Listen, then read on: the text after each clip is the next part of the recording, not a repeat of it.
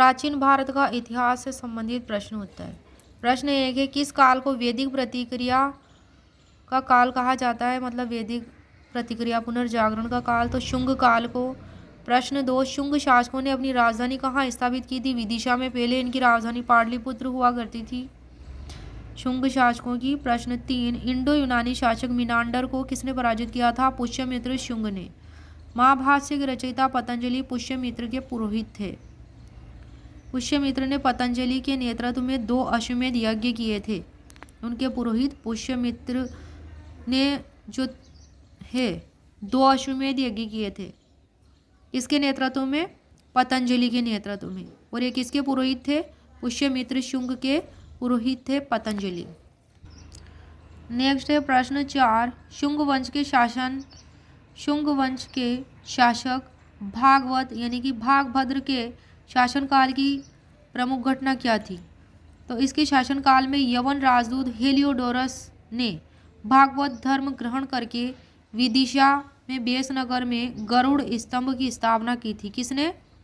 यवन राजदूत हेलियोडोरस ने।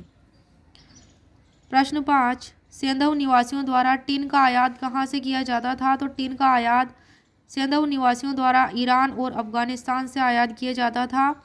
और सोने का आयात अफगानिस्तान, ईरान और दक्षिण भारत से किया जाता था। चांदी का आयात ईरान, मेसोपोटामिया से किया जाता था। लाजवर्द मणि का आयात बदख्शां से किया जाता था। सेलखड़ी का आयात ईरान से किया जाता था। और फिरोजा का आयात ईरान से किया जाता था। किसके द्वारा? सिंधु निवासियों के द्वारा।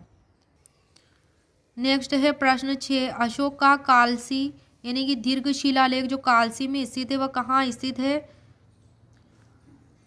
तो ये कालसी नामक जो दीर्घ शिलालेख है ये स्थित है उत्तराखंड के देहरादून जिले में। अशोक का कालसी दीर्घ शिलालेख कहाँ स्थित है? तो उत्तराखंड के देहरादून जिले में स्थित है।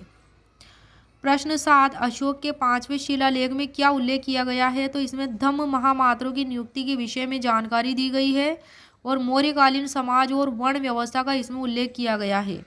प्रश्न 8 है, पिपरिया का विष्णु मंदिर कहाँ स्थित है? तो ये गुप्तकालीन मंदिर है पिपरिया का विष्णु मंदिर जो सतना जिला में स्थित है, मध्य प्रदेश के सतना जिले में, जिसकी खोज 1968 में के.डी. वाजपेयी ने की थी। प्रश्न 9 है, अजंता गुहालेख में किसकी प्रशंसा की गई है? तो इसमें वाकाटक नरेश विंध्य शक्ति की प्रशंसा की गई है अजंता गुहालेख में। और 255 ईस्वी में वाकाटक वंश की स्थापना की थी विंध्य शक्ति ने।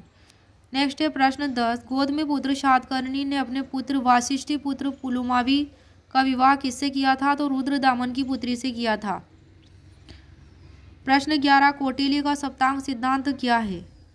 तो सप्तांग सिद्धांत में 7 सिद्धांत दिए गए हैं। पहला है स्वामी यानी कि राजा, दूसरा अमात्य यानी कि मंत्री, तीसरा जनपद, चौथा दुर्ग, 5वां कोश यानी कि राजकोष, छठा है दंड यानी कि बल या सेना, और 7वां है सुहृद यानी कि मित्र। तो इनका उल्लेख सप्तांग सिद्धांत के रूप में किया गया कौटिल्य के द्वारा।